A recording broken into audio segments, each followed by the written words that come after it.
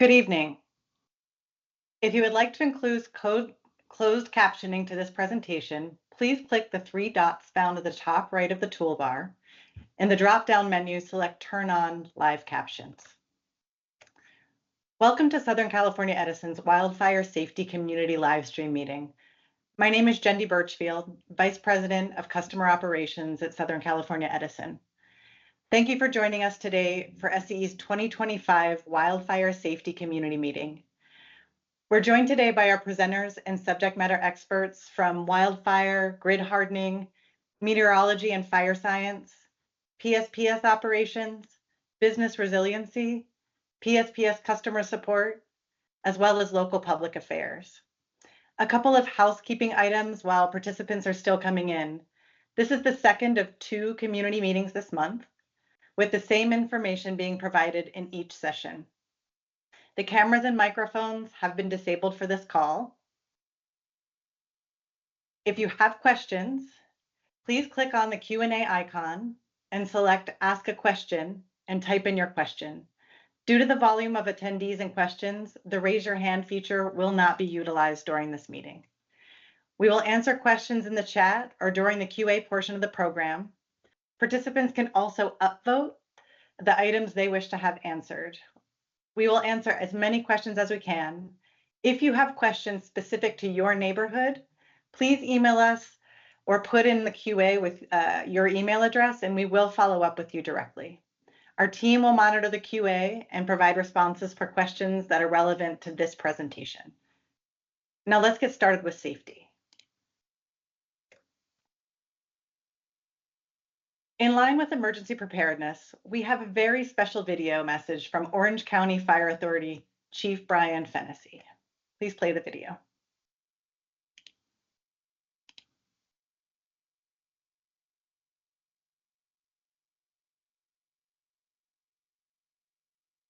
Hello, my name is Chief Brian Fennessy. I'm Chief of the Orange County Fire Authority. Thank you, Southern California Edison, for the opportunity to share this public safety message on behalf of fire officials and emergency services agencies in and around Southern California. An emergency can happen at any time. You can help your family be prepared for any situation with a safety preparedness plan, some basic supplies, and advanced planning. Whether it's a wildfire, an earthquake, or an electrical outage impacting your community, preparedness will help everyone cope better and stay safer. Firefighters train hard to prepare for wildfires. Residents need to do the same thing. Take personal responsibility and learn what you can do today. You can start by consulting one of many guides online to develop you and your family's individual plan. Here in Orange County, we have the Ready, Set, Go initiative, which gives you the tools to protect you, your family, property, and community from wildfires. Please visit our website or your own local fire agency's website for tips on how to stay informed and prepare for wildfires and other emergencies in your community. Be sure to sign up and update your contacts for email and text alerts from your local emergency preparedness agencies, such as Alert OC in Orange County, Alert LA in Los Angeles County, and VC Alert in Ventura County.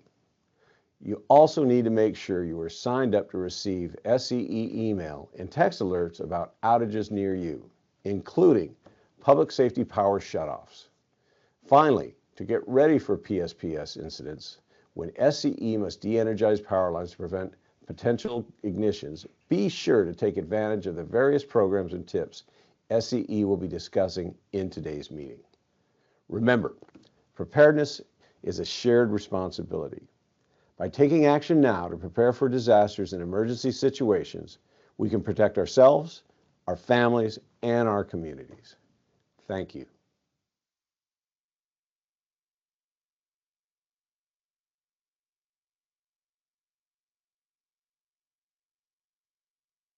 I would also like to thank Orange County Fire Authority, Los Angeles County Fire, and Ventura Fire for their partnership operating a fleet of firefighting helicopters provided by SCE. These helicopters, which are known as the Quick Reaction Force, operate year-round, 24 hours a day to help combat wildfires and keep communities safe. Again, A heartfelt thanks to Chief Fennessy for his important message and their continued partnership. Moving to the next slide, the theme for today's meeting is preparedness for public safety power shutoffs or PSPS outages. So we thought we would start with a safety discussion about how to prepare for extended outages, which could be PSPS outages, but also could happen in natural or man-made disasters. So it's always good to be prepared, to have a resilient home. Ensure you have backup lighting and flashlights, a stock of extra batteries to keep your devices powered. Make sure you have non-perishable food items readily available for emergencies. Store warm blankets to stay comfortable during outages, and make sure you have your to-go bag, which is an emergency bag with essentials, including a change of clothes. And also make sure your family members have a plan for evacuation, you have emergency supplies, and you know how you're going to respond during an emergency. Being proactive and prepared for emergencies can significantly reduce risk and ensure your family's safety. In the end, your safety and your family's safety is what matters most. Now, let's jump right into the content for today, starting with a little background on public safety power shutoffs, what we refer to as PSPS. Now, safety is our top priority. When the risk of wildfires is high, PSPS is necessary to save lives and protect communities. The threat of extreme weather and potential for wildfire to spread into communities means that more frequent and longer use of PSPS may be required this year, including in areas that have not experienced PSPS in the past.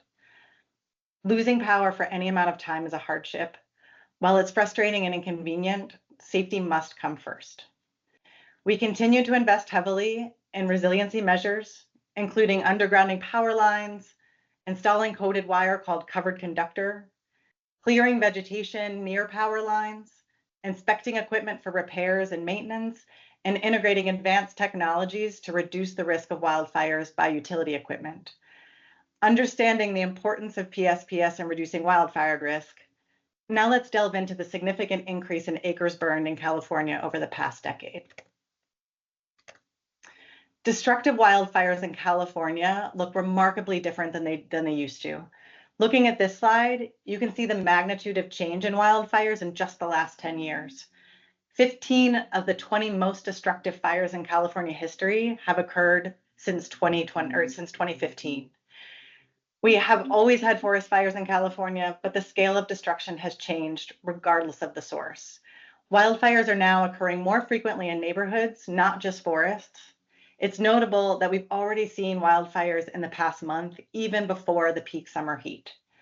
So to talk more about the fire weather story, let me now introduce Paul Roller, our company's chief fire scientist. Paul? Good evening, everyone, and thank you for joining today. I'm very honored to be able to talk to you about the weather forecasting that we do here at SCE and also what the fire scientists do as well. Next slide.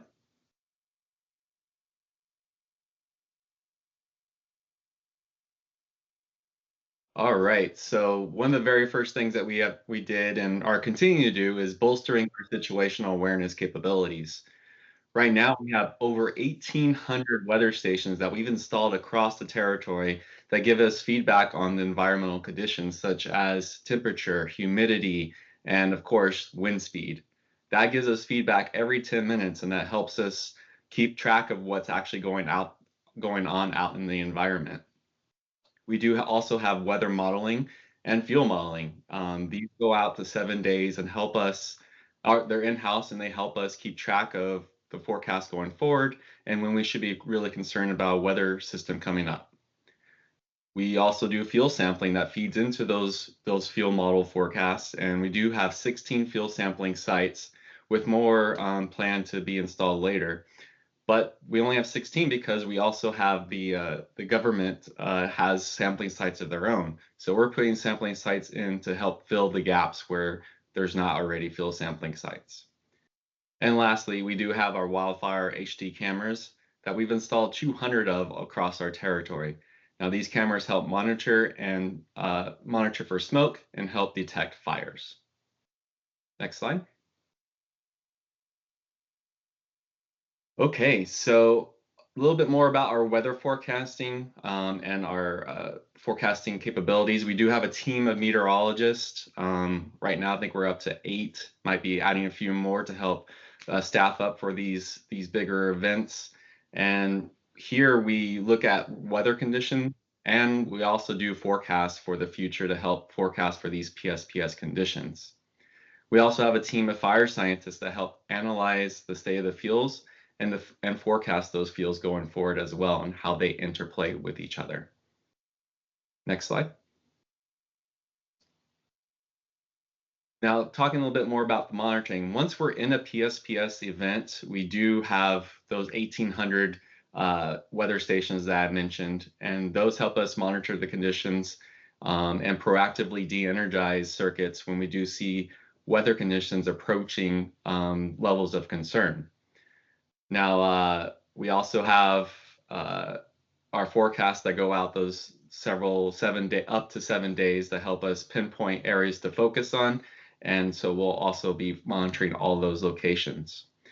Now on the left, on this map on the left here, they're showing our map of 1,800 weather stations in and near HFRA, high fire hazard areas.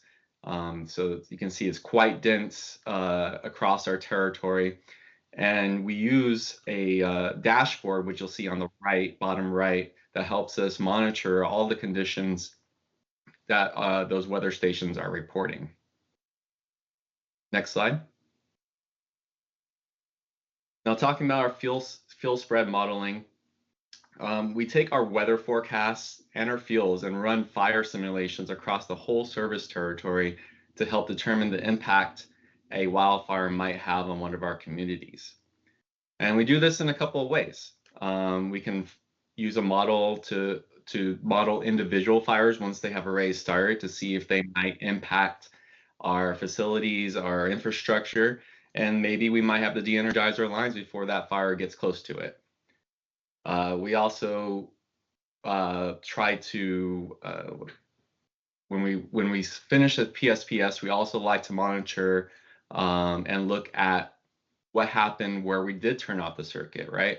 So if we turned off a circuit for PSPS conditions and we see damage on that circuit after we're patrolling it before we restore it to be energized, we want to see what could have happened if that line had been energized and so that debris hit it and caused the ignition, right? So we want to see what kind of fires we are actually preventing. And also we want to see what kind of buildings and infrastructure we would have saved by turning off the power to those circuits. Next slide. Now I do want to talk a little bit more about our past weather and how it's influencing our future weather. If you recall, back in 2022 and 2023, those were really quite wet years. And as a result, we really didn't have a lot of PSPS events, and especially not as long as we've been seeing recently. But what that did cause is a lot of vegetation to really grow and become more dense during that time period. And then once we got into 2024, as you're all aware, the conditions turned much drier, and we started seeing some of these stronger wind events at the same time. So we started seeing a lot more increase in those PSPS events. And unfortunately, those drier conditions did extend into the beginning of the 2025 year and really gave us the really strong PSP events we saw then. Next slide. So what does this year look like? Well, we do expect another active fire season this year, and that's all due to the lack of precip that we have. And you can see on the right there is our drought monitor. A lot of Southern California is already in a severe drought, and those drought conditions are expected to migrate further north as the summer does go on, because we don't expect to see much precipitation in the summer, as that is normal for our territory. We don't see a lot of precipitation in the summer. Our rains usually come in the late fall and the winter time. We also do see chances of thunderstorms that could form from monsoonal moisture, not really giving us a lot of rain, but it could also be a source of ignition from dry lightning. And another thing we're going to have to be really concerned about as we get closer into the fall is that most of the vegetation types will have, if they haven't already, dried out, and that will support larger fire activity. And we are already, as you're well aware as well, are engaged in small and medium PSPS events as we speak. And I think that ends my presentation here. So I will pass it over to Ted Gribble and Jude Schneider for a PSPS operations update.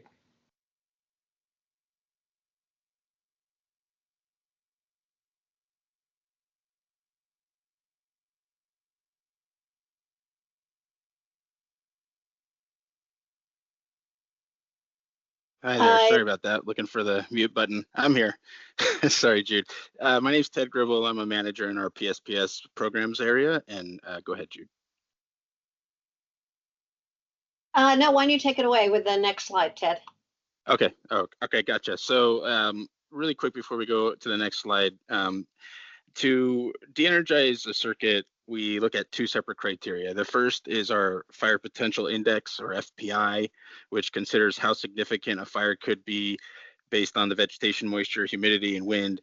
The other criteria that we look at is the wind speed itself, where we start to have concerns about sparks from our infrastructure due to things like blowing into our lines, trees falling into our lines, etc. And if you go to the next slide now, ahead of this wildfire season, we've implemented some changes that we discussed in our 2023 to 2025 wildfire mitigation plan. These changes will affect the FPI wind speed criteria and are designed to account for broader fire weather concerns, as Paul just described, and extreme wind events. When we do these changes and we apply them to the weather that we saw in 2024, our analysis suggests that PSPS events could be 20 to 40% longer and potentially twice as large for certain weather patterns. Now, in addition to these protocol changes, this year there will be more customers subject to PSPS. In 2024, we filed a petition with the California Public Utilities Commission to revise the high fire risk area boundaries, and that resulted in 32 new hits, including up to 47,000 customers that are now potentially in scope for PSPS that previously were not. After the events of January, we've done additional risk modeling, and those model updates suggest that even more areas should be added to the high fire risk area. And while we're in the process of a detailed review, that could result in another 123,000 customers potentially being subject to PSPS moving forward. Lastly, while this is something that we first implemented in 2024, we've been forming our process related to what we call 24/7 monitoring. This is where we can see unforecasted extreme weather pop up suddenly and potentially warranting a de-energization to keep our community safe.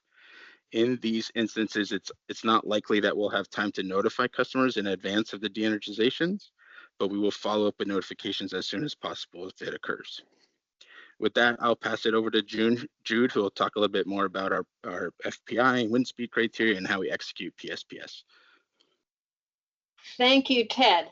Let's move to the next slide. I'm going to try and make a little more sense even of what Ted had talked about, with a little more discussion of how it is that we come to our decisions and how we operate during PSPS events. To introduce myself more fully, I am the External Engagement Lead in our Business Resiliency Unit. So let me talk about the Fire Potential Index, which Ted hit on. This actually also goes back to what Paul was talking about, which is it's a formula we use to estimate the potential of fire ignition and spread. And the inputs for that are the live fuels that Paul mentioned that we test every 2 weeks. Dead fuel moisture, which is also something we get from testing and from modeling. And then the fire ignition and spread we pick up from those models that Paul mentioned. So we put all this together and we come up with a fire potential index, which is a number. And that number is from 1 to 17. In most parts of our territory, we had been de-energizing when that number hit 13. There were some parts of our service territory where it would hit 12, and on Catalina we had an 11 because of the egress issues and the way the island is configured. What we're looking at is when there is significant risk of fire, lowering the fire potential index at which we would make de-energization decisions. So this is a threshold. We also have the wind speed thresholds, and the wind speed threshold for activation is based on 2 numbers. For conductor that doesn't have cover on it, it would be a wind speed of 31 miles per hour or gusts of 46 miles per hour, which is the National Weather Service wind advisory warning level or advisory level. For circuits that are fully covered, we look at sustained wind speeds of 40 miles per hour or gusts of 58 miles per hour. And we'll talk a little more later in the presentation about covered conductor. But these are some of the things that are that the decision points for our thresholds. Wind speed is determined separately for each circuit based on the specific risks of the event. And we are looking at whether these are appropriate and in large events, and when we have a significant number of circuits or a significant number of fire risks. We're also going to start looking at de-energizing at triggers, which are potentially lower than these activation thresholds. So that's sort of part of the work that Ted has described. All of this is covered in a technical paper that is available at sc.com/PSPS, and it goes through the formula, and it goes through the reasoning, and it goes through some more of the details in a technical way, and that is available to everybody. Let's move to the next slide. I think that many on the call here will find this slide familiar. This is our notification timeline, our cadence. And there's one change that I want to bring to your attention this year, which is we had previously let our public safety partners know 3 days in advance. And starting this year, we're giving all customers notifications at 3 days out. This does a couple things for us, one of which is many of our customers were getting notifications from their counties or their jurisdictions, and we weren't sharing the information till a day later. So now everything is on the same cadence. It also gives us an extra day to try and reach our medical baseline or critical care customers if they haven't received their original notifications. We do a secondary notification process, and this gives us a little more time. Then we notify again 2 days ahead, 1 day ahead. I want to talk a little about our expected shutoff notification. We send this 1 to 4 hours before we anticipate shutting off power. Now, we used to renew this every 4 hours if customers were still anticipated to be in this high risk of de-energization period. However, our customers and our public safety partners finally sort of said uncle to us. Nobody wanted this many notifications because they were coming every 4 hours, day or night. So now we want our customers to be aware that if we've sent you this notification, you're at this higher level of expectation until the end of the event. Then we'll shut off power and we'll send a notification. This is helpful, especially for those accounts that don't have physical homes on them, or to know whether the power's been shut off. We will also send a notification immediately prior to our to re-energization to let customers know that we are starting the re-energization process. And I'm going to talk a little more about that on the next slide. And then the last notification is power restoration, or if your power was not turned off, we will send you a notice of cancellation that the event is over. Let's go to the next slide.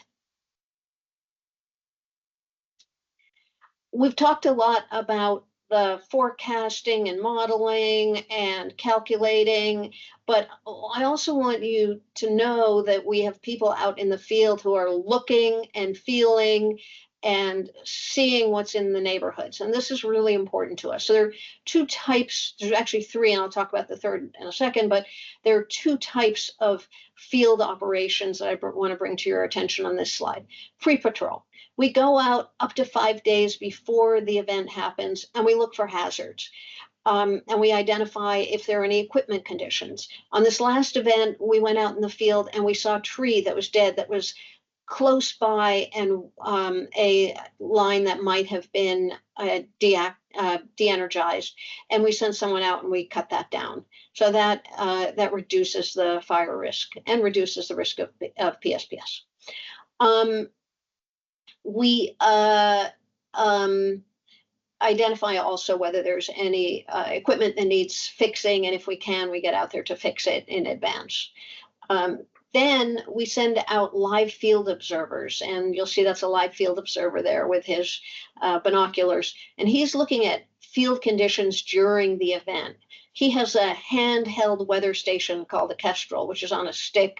Sticks are mounted to the trucks, and they can go up or down. They can see whether the wind is as active, higher or lower than the speeds that we're seeing on the pole tops. And they can look for damage. They can see if damage has already occurred and monitor winds, and also monitor for conditions that would be out of the ordinary that are worth calling in. Next slide. So now I want to talk about restoration, and we have a little video to show you. But let me bring your attention first to the photos here. These are from our January 4th event. These are in our post-event report. And by the way, the post-event report is on the CPUC website. You can look for it there, and it will have these photos. So this is some damage they found. You can see that they found wires down. That some of it, you'll see 3 of them were found during daytime, and then the 4th one was found at night. Let's actually play the video, because I think the video will give you a little more sense of how we do our restoration patrols. We just got okay to re-energize this section of line. This was off for PSPS, and in order to do so, we had to complete a post-patrol, which requires us to look at all the power lines. As we drive by, we're looking at all the overhead for damage after the winds have come and gone. We want to inspect the line 100% to make sure there's nothing wrong, and that takes time. A common question we get is, the wind's gone, but the power's still not on. Well, there's a period of time that we're doing these post patrols, and the post patrol requires us to physically look at all the power lines that are in the community that's off and make sure there's no hazards. You know, we're looking for down wires. We're looking for things that may have broken our infrastructure in the wind, because that could all create a hazard when we re-energize a line and possibly create a fire. We love getting the power back on after something's happened, and that's what we're here to do. But we have to do it in a safe manner. All right, I wanted to go over the single most popular question we have, which is, why does my neighbor have power when I don't? And what we wanted to draw for you is an AI neighborhood that demonstrates how the guy in the corner on the orange, who's in the inset there, is on a circuit that goes through a tier 2 high fire risk area. And so we have to turn his power off, because we can't turn off power above him and keep the power on below him. So we can't move him, because you'll see that the lines don't connect. It's frustrating, but that would be why this customer has is sort of in the unlucky neighborhood that he would be de-energized. you know, it's the way our circuitry was built. It was built long before PSPS. It was built to accommodate load resiliency, and we are doing what we can to adjust to allow customers to be switched from one circuit to another. In many cases, we can do that, but in this case, this fictional case, this wasn't possible. Next slide.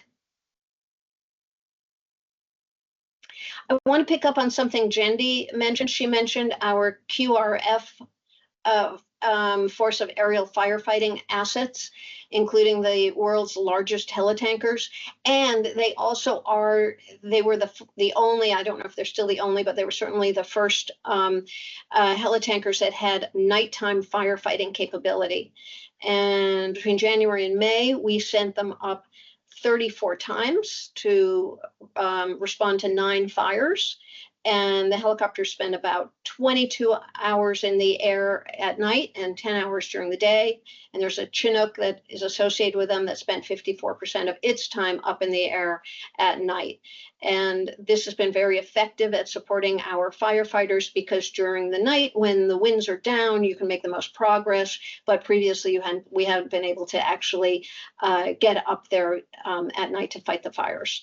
So we're really happy to be able to partner with all the jurisdictions in SCE service area in support of the QRF. Anyway, this is my last slide, and I will be staying on to answer questions, as will Ted. But now I want to bring up my colleague Rosa Perea to talk about customer programs and services. Thanks all.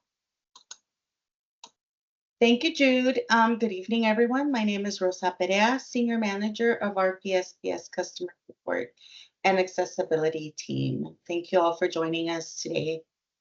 Next slide. We recognize that PSPS can be disruptive, and our goal is to ensure all of our customers are equipped with the information and tools available to support you before, during, and after these events. SCE uses a whole community approach to help disseminate information and ensure customers and communities are prepared for PSPS events. We collaborate with local and tribal governments, public safety partners, critical infrastructure providers, and community-based organizations. Here are 4 key ways that we can all work together to improve community resiliency. First, learn and share information about SCE's customer support programs with your family, friends, and neighbors.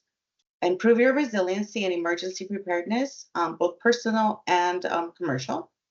Ensure your household and emergency contact info is updated with SCE for timely notifications during PSPS. And promote awareness and stay informed. So we encourage you to visit sce.com/PSPS during the events. Also to attend Wildfire Safety Community Meetings throughout the year, like the one we're hosting tonight. And to look for our annual PSPS newsletter that is sent to all customers in high fire risk areas. Next slide. Okay. We have several programs and resources to support customers during PSPS. We open community resource centers and deploy community crew vehicles. And if you're not familiar with these, the community resource centers are indoor temperature controlled centers with snacks, water, charging stations, and resiliency kits. We also provide additional support for customers with access and functional needs.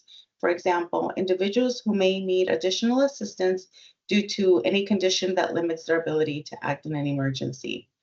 The community crew vehicles are mobile vans that offer similar resources as the in outdoor locations when suitable indoor space is not available.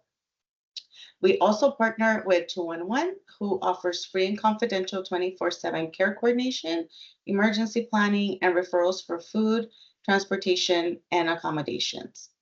We work with Disability Disaster Access and Resources, a program managed by the California Foundation for Independent Living Centers, to support elderly and disabled customers, especially those that use medical devices. DDAR provides hotel assistance, transportation, and long-term battery loans. We encourage our customers to dial 211 or use the 211 Now Care Coordination app for personalized support. The Medical Baseline Program is an assistance program for residential customers who require the regular use of electrically powered medical equipment or other qualifying medical devices, for example, oxygen generators, motorized wheelchair, or a CPAP machine.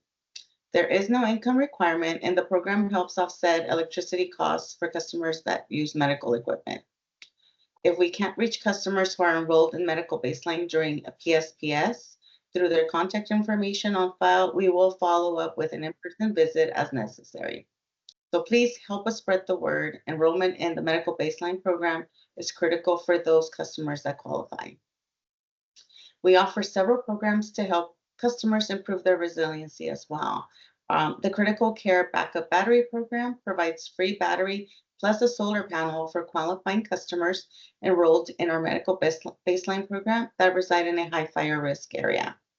And the in-event loan battery pilot loans out temporary batteries during a PSPS event through 2-in-1 for customers that have not enrolled in the Critical Care Backup Battery Program. We also offer rebates on portable batteries and generators for customers that reside in high fire risk areas, including $150 for portable batteries, $200 to up to $600 for generators, and rebates for whole home battery systems through the Self-Generation Incentive Program. These programs are especially important for income qualified and customers with access and functional needs. Next slide. So at the start of the meeting, Jendi shared some important tips to prepare for extended outages.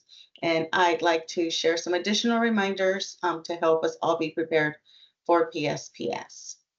First, we encourage you to confirm if you or your family members qualify for the Medical Baseline or Critical Care Backup Battery Program.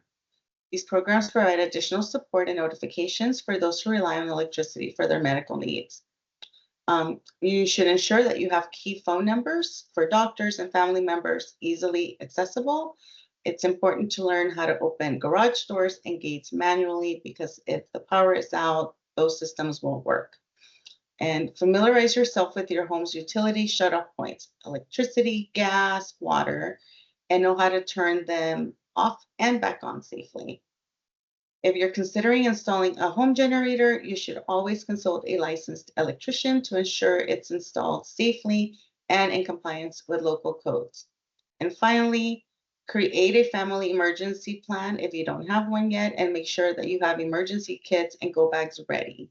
Some essential items to include are first aid kits, water, non-perishable food, external batteries, and medications. These simple but important steps can make a big difference in staying safe and resilient during PSPS.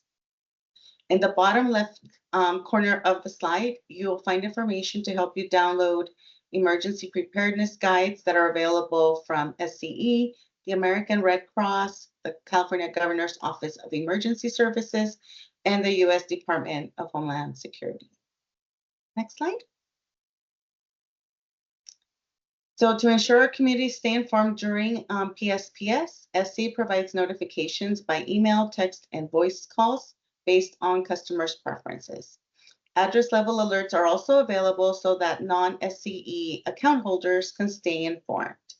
Customers should visit the SCE Customer Preference Center to update their contact information and manage how they receive notifications. And non-SCE account holders can sign up for address-specific alerts at scepsps.com. On our outage map, that also not just has the regular outage information, but it also incorporates PSPS outages. And you can find that at sc.com/outage map. And the map also includes the locations of community resource centers, community crew vehicles, EV charging stations, hotel assistance, and food banks. So that concludes my update on customer programs and resources. And now I'm going to pass it over to Ray Fugere for the next topic. Thank you, Rosa. So as mentioned, my name is Ray Fugere. I'm the Director of Asset and System Intelligence here at Southern California Edison.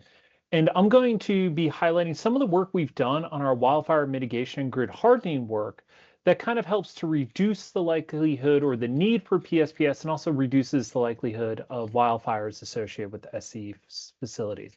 But before I go into that, I just want to give a little more background. Every 3 years, we file what we call our Wildfire Mitigation Plan, or short, WMP, with the state of California. This plan is very important because it outlays all the work that SCE is going to undertake to reduce the likelihood of wildfires, started with our facilities, and also reduce the need of PSPS. And it's really important. Right now, we're operating under our plan that was filed, and it covers the years 2023 through 2025. Earlier this year in May, we just filed our next 3-year plan, which will cover years 26, 27, and 28. That plan is currently being reviewed and evaluated by the state of California. Now, this plan is really complex and large, but it boils down to 4 key pieces. 1, grid hardening. How are we going to make the grid more resilient for weather and other factors? This is really important because we want to stop things and make it much more resilient so we don't have to rely on shutting off power or PSPS. 2, bolstering situational awareness capabilities. And Paul did an excellent job at describing all those efforts we are doing to understand more and more about our system. The next is enhancing operational practices. This is how do we inspect our lines? How do we maintain the vegetation around our lines? How are we operating our PSPS? How do we get better at that? And we're really driving to it. But the last one is really the foundation to how we're doing all this work. It's harnessing the power of data and technology. There's so much more information that we have now and so much more data that we can use in technology that we're leveraging this to make sure we are making the best decisions we can for our customers. And we're really taking this information and making really good decisions with it. So if we could go to the next slide, please.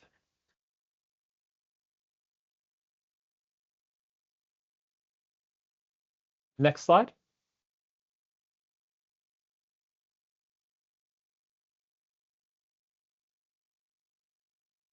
Okay, it's not advancing on my end. Back one slide to jump 2.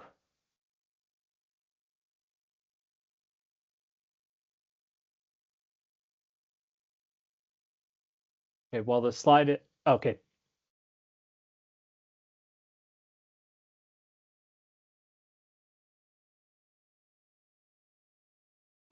As it's pulling up, I'll just start. So the first thing we're doing on grid hardening is cover conductor. So cover conductor is basically overhead electric wire that's covered. Most wire that's on our poles and wires is bare. And we're upgrading this wiring to what's called cover conductor. And what that does is basically it has plastic or an insulation around the wire. And the great thing about this is in the event if something flies into those lines or the wire slap or a car hits a pole and the wire falls to the ground, it reduces the likelihood of an ignition occurring. It really helps and has other benefits. We're seeing less outages where we've deployed cover conductor. So we're getting a lot of other benefits from this. Now, we're not just upgrading the cover conductor. Could we go back one slide? Thank you. We're not just updating the cover conductor. So whenever we install conductor, there's always there's connections that have to be made from wire. And so what you have to do is you have to strip that covering off. And so we're covering wherever we have to strip that covering to make an electrical connection. This occurs when you connect to a transformer or you're connecting wires to wires because at some point, you know, the reels which they're on. And so we're covering all of this to make it more resilient. Now, we've installed over 6,400 miles of cover conductor. This is out of approximately a little less than 10,000 miles that we have in our high fire areas. So to put this in perspective of how many miles this is like flying from Los Angeles to Auckland, New Zealand. So crossing the whole Pacific Ocean. Or just to think more locally, this would be like taking a plane, flying to DC, back to LA, and then back to DC. So 3 trips across the country. And we've done all of this work in a short time. We've really launched this program in 2019. So we are really making great strides in reducing that risk. The next hardening we're doing is fire-resistant poles and wrapped poles. What these are is fire-resistant poles, or poles that have a fire-resistant wrapping on it, can withstand if a fire for whatever cause comes into that area. It's not going to burn down the pole. The pole will stay up in the air. This has a lot of benefits. The first benefit is the poles aren't falling over and potentially blocking roadways, regardless of why the fire occurred. The second big thing is once the fire is over, we're able to install or reinstall the power much faster because the poles withstood the damage. So this is really having multiple benefits. And so we're deploying more and more of those types of poles throughout our system. As we continue on, the next way that we do hardening is we're installing better protective devices across our system. And I want to explain, there's a couple that we're doing. One is we're installing faster acting fuses on our system.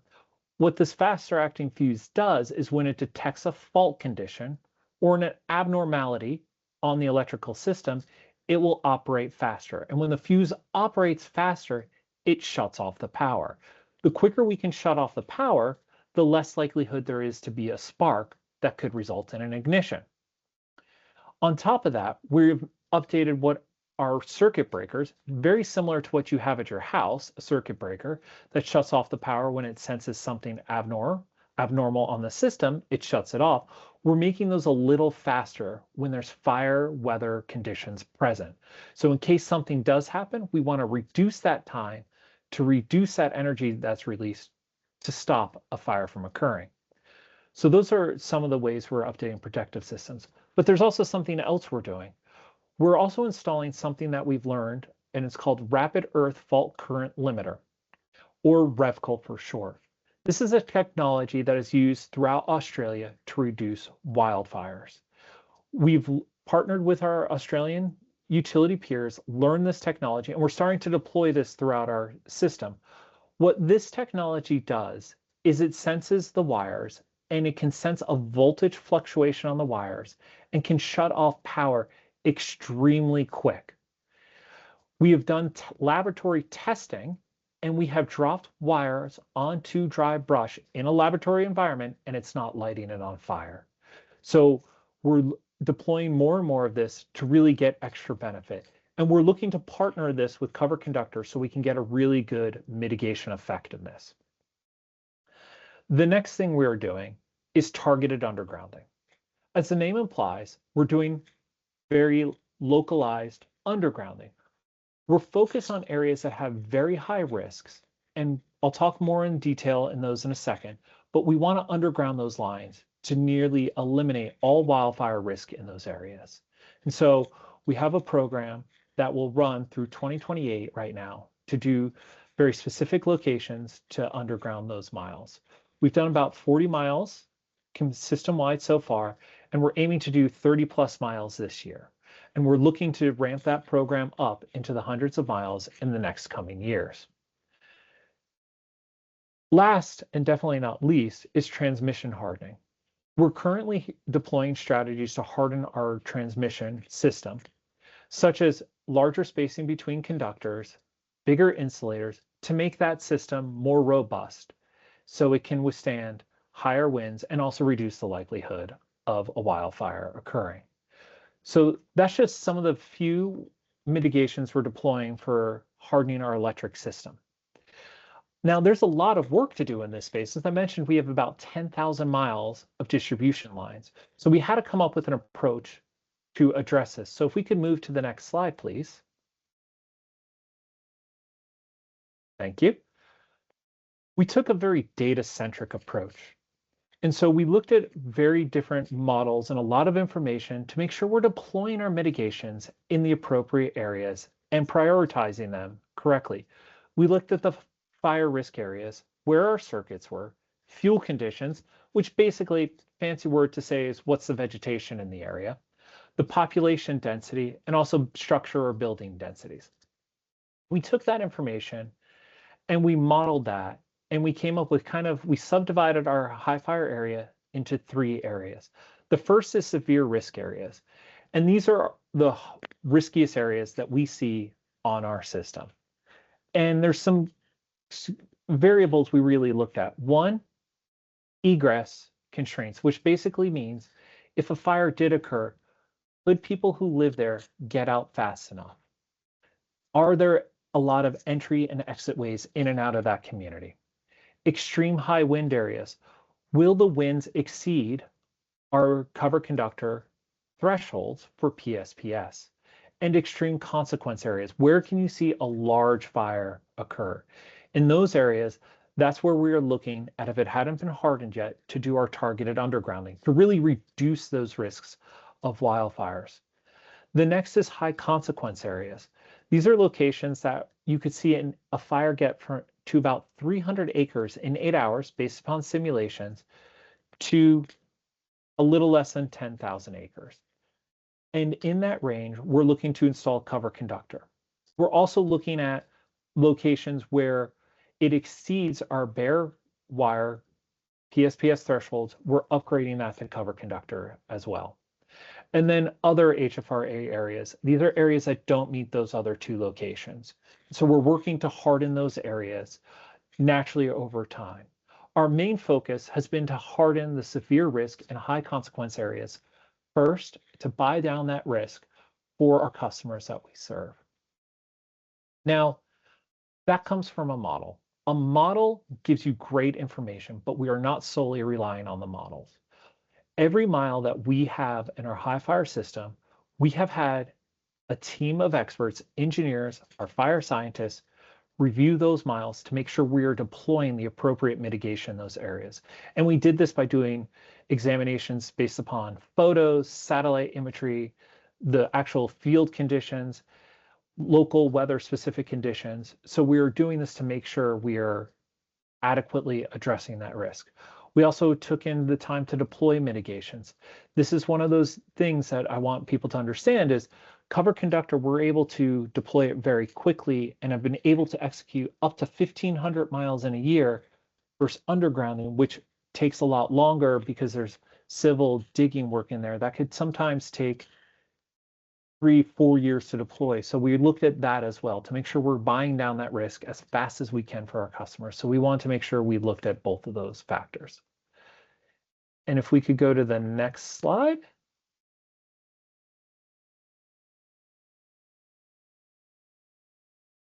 So just want to go through some of the numbers so far. As I mentioned, we've deployed about 6,400 plus miles of cover conductor, and we're constantly deploying more.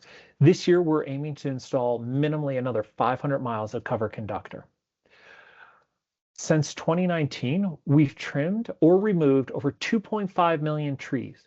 Just in our high fire area, we're maintaining 800,000 trees. So that means on average, every tree has been trimmed about 3 times over that time period. We've done over 1.5 million inspections in our HFRA area. This is from looking at them both from the ground and the air through the use of drones as well. And you can see we've done 1.5 million. We have about 300,000 structures in our high fire area. So we've inspected each structure on average about 5 times over this time period. Paul's already mentioned the weather stations and the cameras. So we have those as well. And we also have our community resource vehicles there as well. So we are really actively trying to mitigate these risks. And with that, I will turn it back to Rosa for the Q&A portion. Rosa?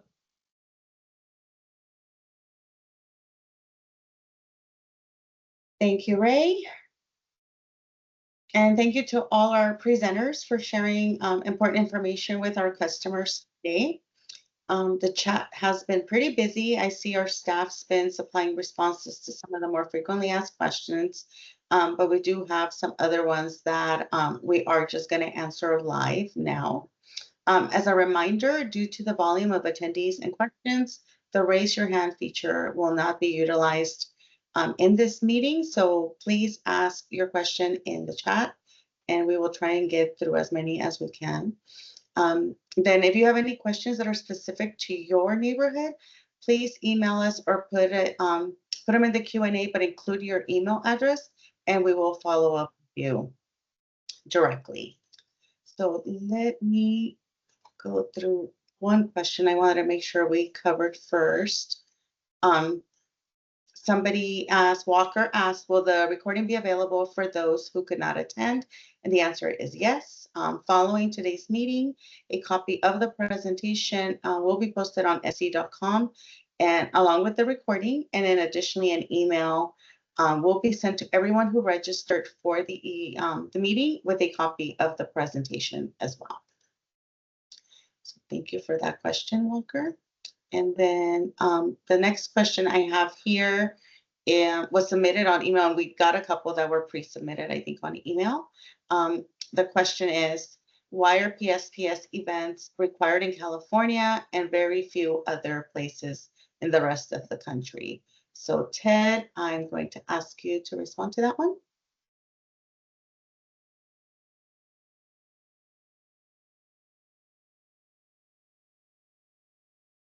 Sorry, can you hear me? I was lagging there as it came off. So actually, PSPS is a practice that's used up and down the West Coast. It's also used now in Hawaii, Colorado, Texas, possibly other states. And as the scope and scale of wildfire risk is increasing and becoming more well understood by other electricity providers and utilities, there are many of those utilities that are considering adopting very similar practices, whether they call it PSPS or not. But it is something that started in California, but is definitely spreading. Thank you, Ted. And the next question is also for you. What is required to end or significantly reduce PSPS events? As a leading innovator, shouldn't California have a power grid that doesn't have to be shut down every time it gets windy? So yeah, we don't want to do PSPS. Believe me, it is very difficult to do, and that's why we're working really hard to deploy all the advanced technologies that Ray described: cover conductor undergrounding, the REFCL, rapid earth fault current limiters, and numerous other technologies that help reduce the risk of wildfires being sparked by the grid. And as we reduce that risk, we use PSPS less. Now, don't get me wrong, there's many other stakeholders involved in reducing wildfire risk, and we're also working with them. But that's where we are right now. In order to keep our community safe, PSPS is still necessary. Okay, thank you. I'm going to combine the next two for Ray. Haven't there been numerous significant rate increases to fund the actions necessary to address the need for PSPS? And if the rate increases have been levied, how many have there been? How much money has been collected, and how much has been spent on the actions necessary to address the event?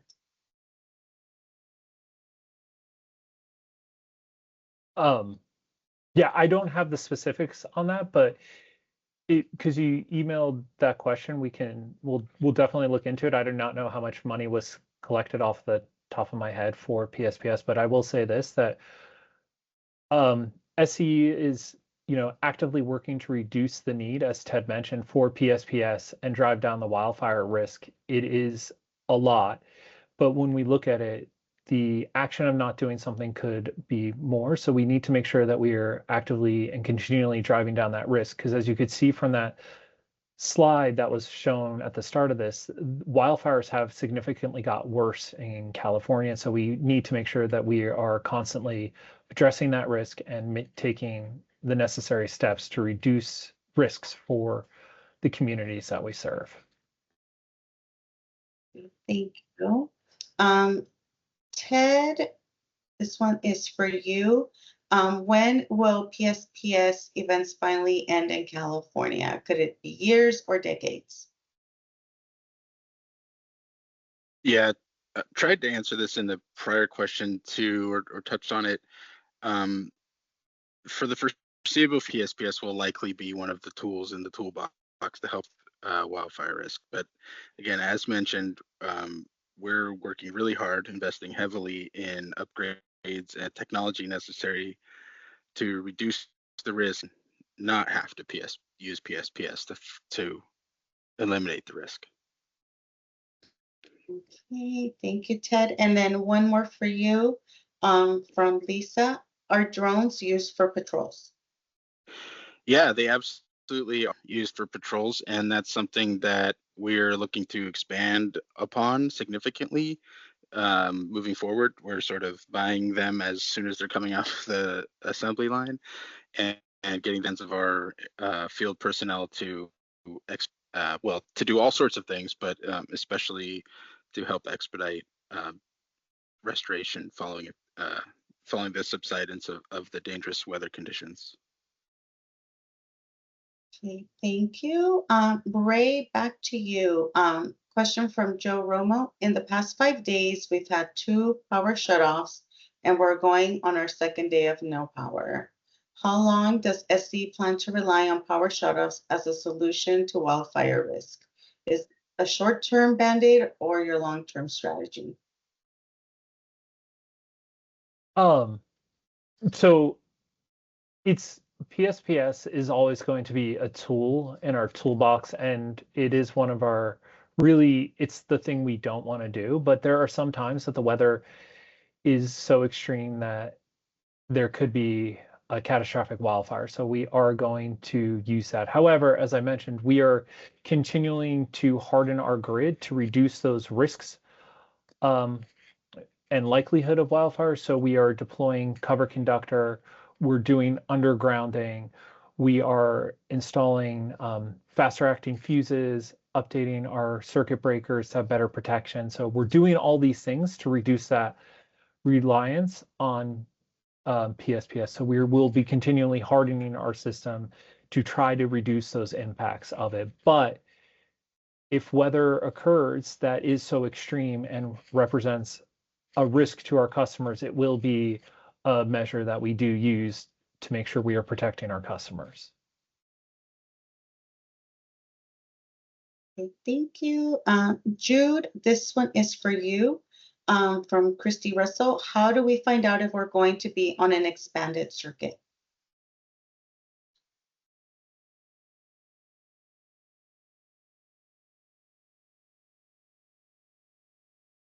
You're on mute, Jude. Sorry.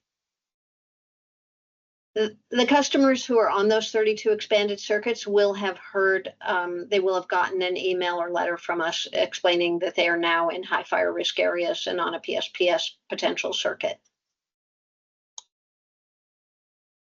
Okay, thank you, Jude. And then I have one, I think the initials are SIG or SJG. This one's for you too, Jude.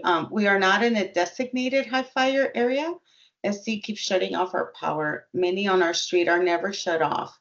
There's a power transformer terminal that was hardened but never taken off the addresses that should be left alone. Our street gets shut down and homes 5 houses away never got shut down. This has been a mistake and very frustrating.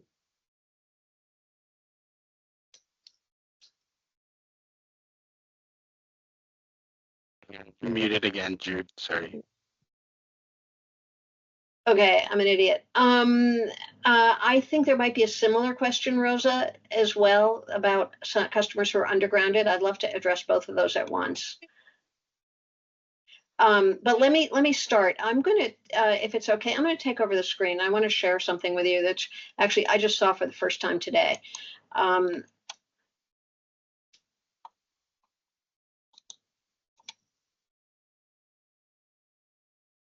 Give me a second here. So this is an actual circuit in Temecula area, and we shared this with the Mayor Pro Tem and staff today. And this is sort of a real life version of the thing that I shared you, sort of a fictional version of. So I wanted to walk you through it because this answers sort of all of the questions about why did you turn us off when you didn't turn off our neighbors. So you'll see here on the left of your screen, you'll see a neighborhood. And in fact, this neighborhood is undergrounded. They don't even have wires. But you'll see that their power is coming from something called the POWBA sub, which is up there on the top right. So in order to reach them, it goes through this high fire risk area, which is designated by that orange. So we will have to turn that off if we have high winds, dry vegetation, high risk of fire, to protect all of the neighbors on that long circuit between the POWBA sub and the edge of the high fire risk area. So you see there's like no way to get power to those particular customers, even though they're undergrounded. So that's the frustration there. And we share it, and we are trying to think of ways to move some of these customers who are undergrounded to other circuits when we can. We have switching operations when we can. Here, you don't see another circuit in this map. Presumably, there is some other circuit nearby because there's a lot of other homes there. So that's what it looks like. And that's really the answer to why did you turn off my power when either A, it's not windy, or B, my neighbor's power are on. It's really the relationship between your neighborhood and the substation that serves you and where the lines have to travel before they serve you. So that kind of, I think there are a couple questions in the chat that are sort of similar, and hopefully this real life example will show you kind of what we're up against and why this happens. And you can take it back, Barbara, the screen. Thanks. Okay, thank you, Jude. All right, I'm scrolling through the questions. Matt, James, am I missing any other questions?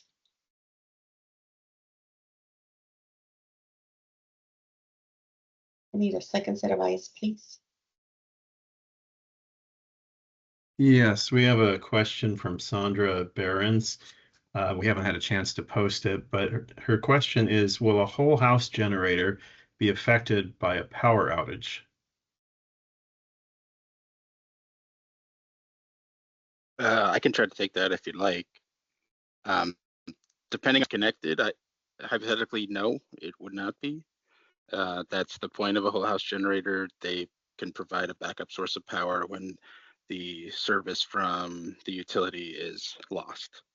It needs to be connected safely. You should ensure that you're using a licensed electrician and have that work permitted. Also, just as a public safety announcement here, do not run gas power generators indoors. I know that goes without saying for most of us, but we've seen tragic incidents where that occurs. And another safety add here is if your whole house generator is generating more than one building and you have wires between the buildings, when we re-energize, you need to make sure that your wires are all secure and safe.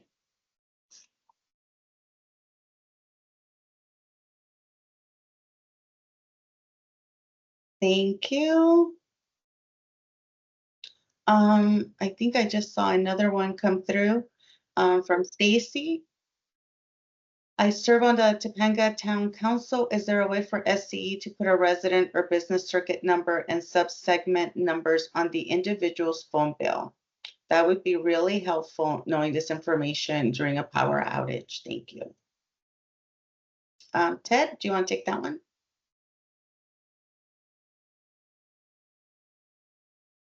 I'm sorry, would you mind repeating it? I was trying to read through some of these other ones that are popping through. Really apologize for that, but if you don't mind. I can read it.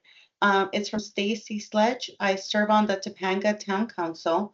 Is there a way for SCE to put a resident or business circuit number and sub-segment number on an individual's phone bill?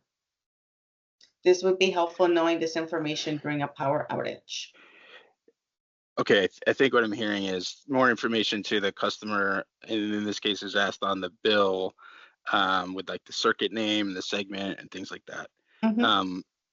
we'll have to take that back and see what's possible in the bill space. I know that there's regulations that govern what can and can't be included on the bill.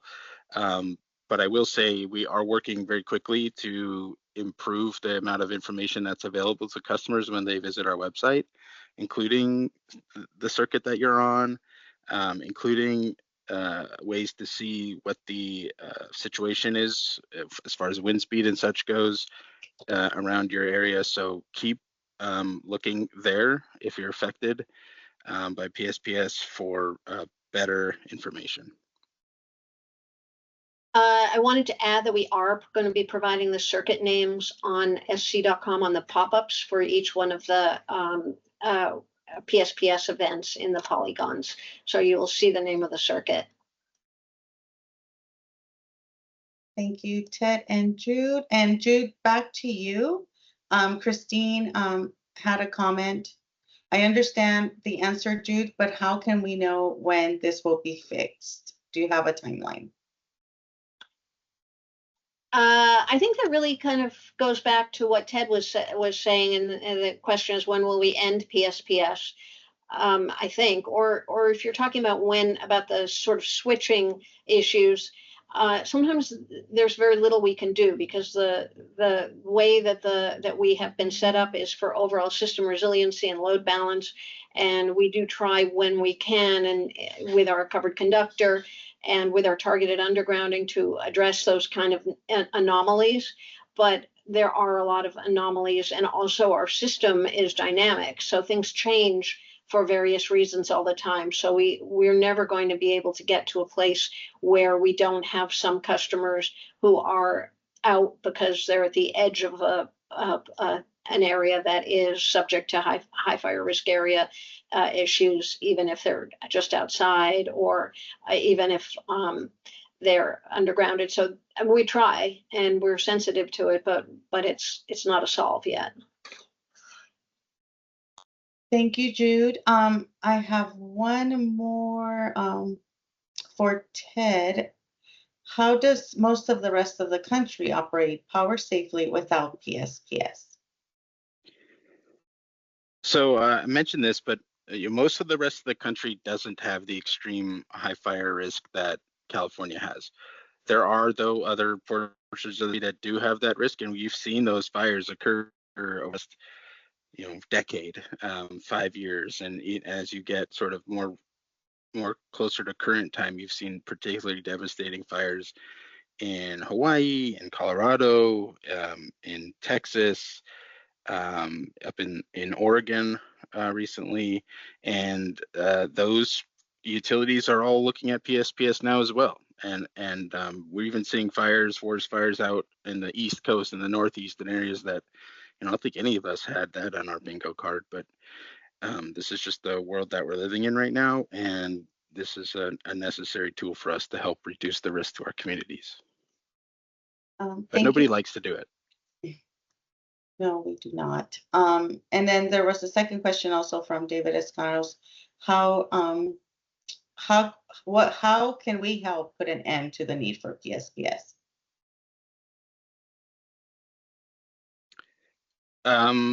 This is a little bit over my skis, but frankly, there's a lot that can be done in the public space to advocate for wildfire risk reduction measures, vegetation management, things like that.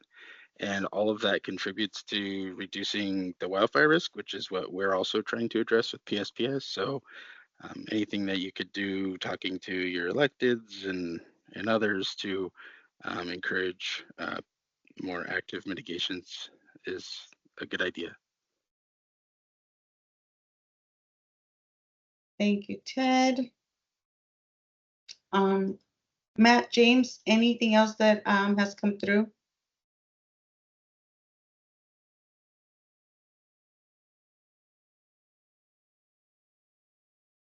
There's a question from Christine regarding the WMP for specific areas, and she asked, will I be able to look up when SCE anticipates completing our grid hardening, especially since our subdivision is complete underground? It was part of a mellow roost when our development was approved. So I'll take that. The WMP specifically doesn't say areas. It talks about how we're prioritizing which areas how we're prioritizing our methodology and how many miles we're going to do as time. We do post what our plan is at the county level on our website, but we don't have the details specifically to when certain areas will be hardened and the hardening measures. That right now isn't in the WMP or posted. We are looking at trying to get that posted, but that is not there yet.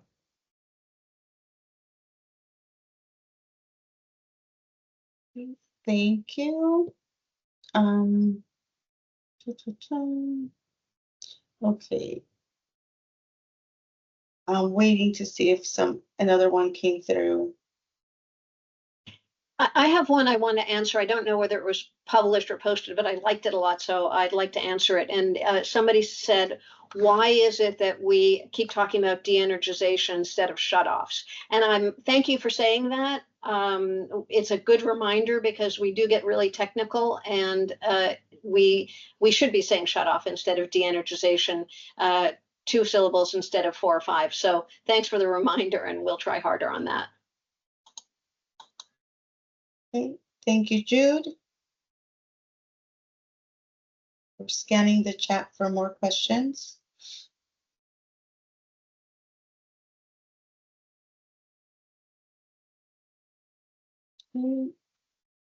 James, any other ones that have come through? Yes, a question from Ken P. All your communications rely on my having electricity because I need a computer. What is one to do?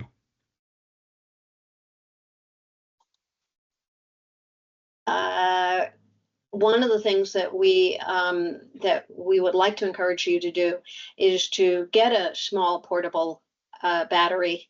We have them available with discounts on our marketplace site, but absolutely, especially as we're moving into a season where we're going to have more PSPS, absolutely, we want to be your partners in resiliency. So please do get yourself a battery. One of the things that many folks do is you can use your car to charge your phone, and we encourage that. So yeah, we get it. And in fact, we have a lot of our colleagues who are losing their power during the PSPS shutoffs, and we're inconveniencing ourselves. So we get it. It's tough, and we really do encourage any resiliency efforts you can make. Also know that you could go to our CRCs where we do have power, and we have a certain resiliency zones where we have power, and there we have a charging station set up for you. Thank you, Jude. Okay, any other questions?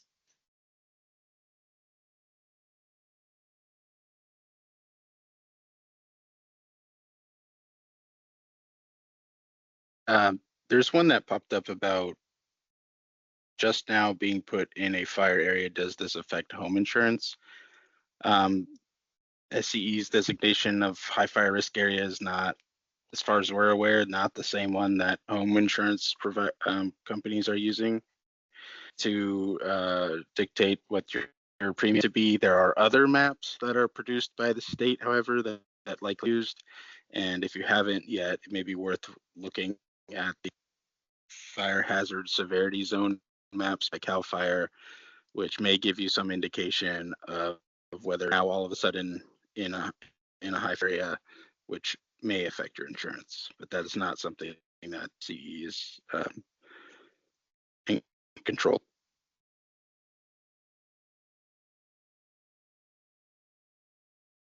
Thank you.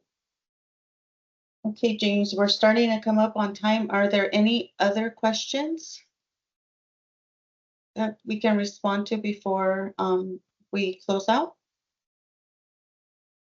No, I'm not seeing any additional questions that haven't already been answered.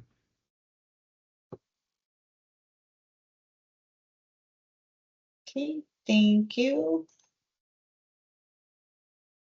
All right, everyone. So thank you for all your great questions. This concludes the Q&A portion of our meeting. Thank you all for the questions and your feedback. We do appreciate it. And if there's any questions we may have missed, we will make sure to include the response in the post-meeting materials, along with some other frequently asked questions. So with that, let's welcome back Jendi to close out the meeting. Thanks, Rosa and team, for the information that was shared today. I also want to take a moment to thank all of you on the call who took time out of your busy schedules to come here and learn more about PSPS events and how to be prepared for them.